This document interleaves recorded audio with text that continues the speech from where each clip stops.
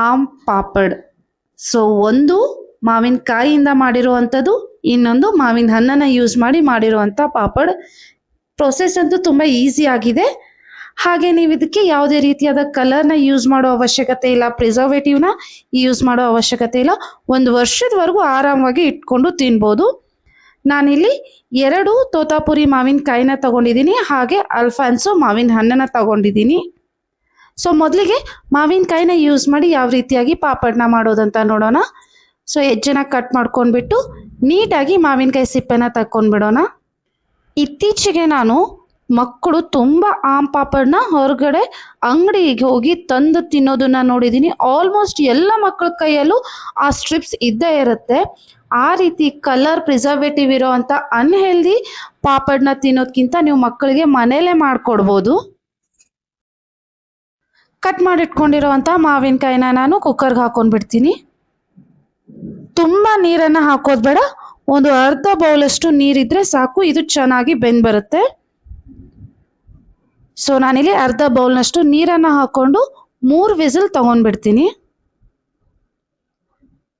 ಇವಾಗ ವಿಸಿಲ್ ಆಗಿದೆ.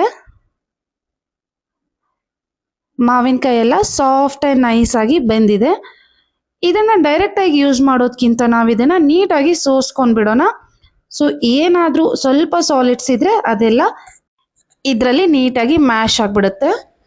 ಸೊ ನಾವು ಪಾಪಡ್ನ ಮಾಡೋವಾಗ ಯಾವುದೇ ರೀತಿಯಾದ ಮಾವಿನಕಾಯಿ ಹೋಳು ಅದೆಲ್ಲ ಸಿಗಬಾರ್ದು, ಸ್ವಲ್ಪ ಚೆನ್ನಾಗಿ ಮ್ಯಾಶ್ ಆಗಿರಬೇಕು. ಸೊ ನೀಟಾಗಿ ಸೋಸ್ಕೊಂಡ್ಬಿಟ್ಟಿದ್ದೀನಿ. ಇದರಿಂದ ನಾನು 2 ಟೇಬಲ್ ಸ್ಪೂನಷ್ಟು ಮಾವಿನಕಾಯಿ ಪೇಸ್ಟ್ನ ತೆಗೆದಿಟ್ಕೊಂಡ್ಬಿಡ್ತೀನಿ, ನಮ್ಮ ಮಾವಿನ ಹಣ್ಣಿನ ಪಾಪಡ್ಗೆ ಯೂಸ್ ಮಾಡೋದಕ್ಕೆ. ಇವಾಗ ಈ ಮಾವಿನಕಾಯಿ ಪೇಸ್ಟನ್ನು ನಾನು ಸ್ಟವ್ ಮೇಲೆ ಇಟ್ಕೊಂಡ್ಬಿಡ್ತೀನಿ. ನಂತರ ಇದಕ್ಕೆ ನಾನು 1/2 ಕಪ್ನಷ್ಟು ಸಕ್ಕರೆನ ಹಾಕೊಳ್ತಾ ಇದ್ದೀನಿ. 2 ತೋತಾಪುರಿ ಮಾವಿನಕಾಯಿಗೆ 1/2 ಕಪ್ನಷ್ಟು ಸಕ್ಕರೆ ಸಾಕಾಗುತ್ತೆ. ತುಂಬ ಸಿಹಿ ಬೇಕಂದ್ರೆ ನೀವು ಇನ್ನೊಂಚೂರು ಹಾಕೋಬಹುದು. ಹಾಗೆ ಇದಕ್ಕೆ ಸ್ವಲ್ಪ ಮಸಾಲೆನ ಹಾಕೊಂಡ್ಬಿಡೋಣ. ಸ್ವಲ್ಪ ಉಪ್ಪು, ಪಿಂಕ್ ಸಾಲ್ಟನ್ನು ಹಾಕೊಳ್ತಾ ಇದ್ದೀನಿ, ಸ್ವಲ್ಪ ಪೆಪ್ಪರ್ ಪೌಡರ್, ಹಾಗೆ ಅರ್ಧ ಸ್ಪೂನ್ಗಿಂತ ಕಡಿಮೆ ಚಾಟ್ ಮಸಾಲಾನ ಹಾಕೊಂಡಿದ್ದೀನಿ. ಸೊ ನೀಟಾಗಿ ಇದನ್ನು ಕುದಿಸ್ಕೋಬೇಕು. ಹಾಗೆ ರೆಡ್ ಚಿಲ್ಲಿ ಫ್ಲೇಕ್ಸ್ನ ಹಾಕೊಳ್ತಾ ಇದ್ದೀನಿ. ಖಟ್ಟ ಮೀಠ ಸೂಪರ್ ಆಗಿರುತ್ತೆ. ಸೊ ಇದು ಸ್ವಲ್ಪ ಕುದಿ ಬರಲಿ. ಇವಾಗ ಇದನ್ನ ಟೆಸ್ಟ್ ಮಾಡಿ ನೋಡೋಣ. 1 ತಾರ್ ಬಂದರೆ ಇದು ಕರೆಕ್ಟಾಗಿ ಕುಕ್ ಆಗಿದೆ ಅಂತ, ಪಾಪಡ್ ಆಗೋಕ್ಕೆ ರೆಡಿ ಆಗಿದೆ. ಸೊ ನಾನು ಒಂದು ಪ್ಲೇಟ್ ಮೇಲೆ ಸ್ವಲ್ಪ ತುಪ್ಪನ ಸವರ್ಕೊಂಡ್ಬಿಟ್ಟು ಅದ್ರ ಮೇಲೆ ರೆಡಿ ಆಗಿರುವಂಥ ಮಾವಿನಕಾಯಿ ಪೇಸ್ಟ್ನ ಹಾಕೊಂಡ್ಬಿಡ್ತೀನಿ. ಬಿಸಿ ಇರುವಾಗಲೇ ಹಾಕೋಬೇಕು, ಇಲ್ಲ ಅಂದರೆ ಅದರಲ್ಲೇ ಅದು ಸೆಟ್ ಆಗಿಬಿಡುತ್ತೆ ಬಾಣಲಿಲೆ. ಇವಾಗ ಇದನ್ನು ಈ ರೀತಿ ಪ್ಲೇಟನ್ನು ಟರ್ನ್ ಮಾಡ್ತಾ ಚೆನ್ನಾಗಿ ಎಲ್ಲ ಕಡೆ ಸ್ಪ್ರೆಡ್ ಆಗೋ ರೀತಿ ನಿಧಾನವಾಗಿ ಮಾಡ್ಕೊಂಡೋಗಿ. ಸ್ವಲ್ಪ ಟ್ಯಾಪ್ ಮಾಡಿಬಿಟ್ಟು ಸನ್ ಡ್ರೈ ಮಾಡೋಕ್ಕೆ 2 ದಿನ ಇಟ್ಬಿಡಿ.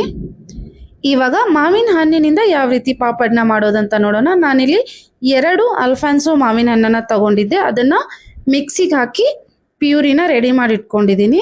ಸೊ ಅದನ್ನು ಕೂಡ ಸಾನ್ಗೆಗೆ ಹಾಕಿ ಸೋಸ್ಕೊಂಡ್ಬಿಡ್ತೀನಿ.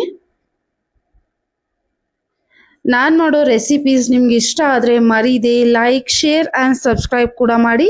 ಸೊ ಇದು ಮ್ಯಾಂಗೋ ಸೀರೀಸ್ 11 ಆಗಿದೆ. ಇನ್ನೂ ಹಲವಾರು ಸೀರೀಸ್ನ ನಾನು ಯೂಟ್ಯೂಬ್ ಚಾನಲ್ನಲ್ಲಿ ಅಪ್ಲೋಡ್ ಮಾಡ್ತಾ ಇರ್ತೀನಿ. ಸೊ ಇವಾಗ ಪ್ಯೂರಿನ ಸ್ಟವ್ ಮೇಲೆ ಇಟ್ಟಿದ್ದೀನಿ. ಅದಕ್ಕೆ ಆವಾಗಲೇ ತೆಗೆದಿಟ್ಟಿರುವಂಥ 2 ಸ್ಪೂನ್ ಮಾವಿನಕಾಯಿ ಪ್ಯೂರಿನ ಹಾಕೊಳ್ತಾ ಇದ್ದೀನಿ.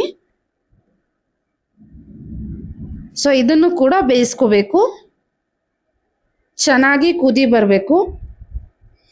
ಇದು ಆಲ್ರೆಡಿ ಸ್ವೀಟ್ ಆಗಿರುತ್ತೆ, ಇದಕ್ಕೆ ಸ್ವಲ್ಪ ಉಪ್ಪನ್ನು ಸೇರಿಸ್ಕೊಂಡ್ಬಿಟ್ರೆ ಟೇಸ್ಟ್ ಇನ್ನೂ ಎನ್ಹಾನ್ಸ್ ಆಗುತ್ತೆ. ಹಾಗೆ ಇದಕ್ಕೆ ನಾನು ಅರ್ಧ ಕಪ್ಗಿಂತ ಕಡಿಮೆ ಸಕ್ಕರೆನ ಯೂಸ್ ಮಾಡ್ತಾ ಇದ್ದೀನಿ, ಯಾಕಂದರೆ ಅಲ್ಫಾನ್ಸೋ ಮಾವಿನ ಆಲ್ರೆಡಿ ತುಂಬ ಸ್ವೀಟ್ ಆಗಿರುತ್ತೆ. ಸೊ ಇವಾಗ ಕುದಿ ಬಂದಿದೆ ನೋಡಿ, 1 ತಾರು ಕೂಡ ಬರ್ತಾ ಇದೆ, ಅಂದರೆ ಇದು ಇವಾಗ ರೆಡಿ ಆಗಿದೆ ಅಂತ ಅರ್ಥ. ಆವಾಗಲೇ ಯಾವ ರೀತಿ ನಾವು ತುಪ್ಪನ ಸವರ್ಕೊಂಡಿದ್ದಲ್ವ ಅದೇ ರೀತಿ ನಾನು ಒಂದು ಪ್ಲೇಟ್ಗೆ ತುಪ್ಪನ ಸವರ್ಕೊಂಡ್ಬಿಡ್ತೀನಿ. ಇದ್ರ ಮೇಲೆ ರೆಡಿ ಆಗಿರುವಂತಹ ಮ್ಯಾಂಗೋ ಹಣ್ಣಿನ ಪ್ಯೂರಿನ ನೀಟಾಗಿ ಸ್ಪ್ರೆಡ್ ಮಾಡ್ಕೊಂಡ್ಬಿಡ್ತೀನಿ. ನಿಮಗೆ ಪಾಪಡ್ ತುಂಬ ತೆಳುವಾಗಿ ಬೇಕಂದರೆ ಸ್ವಲ್ಪ ದೊಡ್ಡದಾದ ಪ್ಲೇಟ್ನ ತಗೊಂಡ್ಬಿಟ್ಟು ಅದ್ರ ಮೇಲೆ ನೀಟಾಗಿ ಸ್ಪ್ರೆಡ್ ಮಾಡ್ಕೊಳ್ಳಿ. ಇಲ್ಲ ನಿಮಗೆ ಸ್ವಲ್ಪ ದಪ್ಪವಾಗಿ ಬೇಕು ಅಂದರೆ ಸ್ವಲ್ಪ ಚಿಕ್ಕ ಪ್ಲೇಟ್ನ ತಗೊಂಡು ಅದ್ರ ಮೇಲೆ ಸ್ಪ್ರೆಡ್ ಮಾಡ್ಕೊಳ್ಳಿ. ಸೊ ನಾನಿವಾಗ ಎರಡನ್ನೂ ರೆಡಿ ಮಾಡಿ ಇಟ್ಕೊಂಡಿದ್ದೀನಿ. ಇದನ್ನು 2 ದಿನ ನಾನು ಸನ್ ಡ್ರೈ ಮಾಡೋಕ್ಕೆ ಇಡ್ತೀನಿ. 2 ದಿನ ಆಗಿದೆ.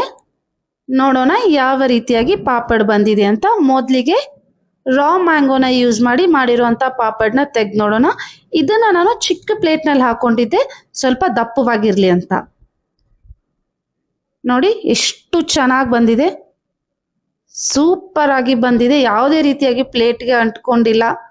ಇದನ್ನು ನೀವು ಏರ್ ಟೈಟ್ ಡಬ್ಬದಲ್ಲಿ ಹಾಕಿ 1 ವರ್ಷದವರೆಗೂ ಇಟ್ಟು ತಿನ್ಬೋದು. ಕಟ್ ಮಾಡ್ಕೊಂಡು ಬಿಡ್ತೀನಿ.